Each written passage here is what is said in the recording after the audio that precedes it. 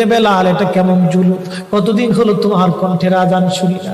বেলাল রে, তোর কি মন চায় না আমি নবীর জিয়ারতে আসতে? বেলাল আয়, আমি নবীর জিয়ারতে আয় রে বেলাল আয়, কতদিন হলো তোমার কণ্ঠের আজান শুনি না।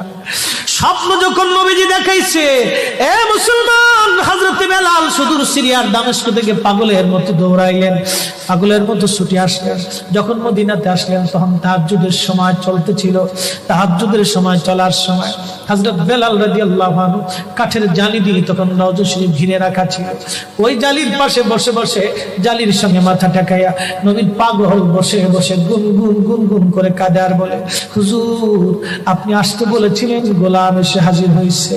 নবী গো, আজান দিতে বলেছেন, আমি আজান দিলে আপনি আগে নামাজ আসতেন, এখন আজান দিলে কি নবী আপনি নামাজে আসবেন? হুজুর এখন আজান দিলে কি আপনি নবী নামাজে আসবেন? নতুন মুয়াজ্জিন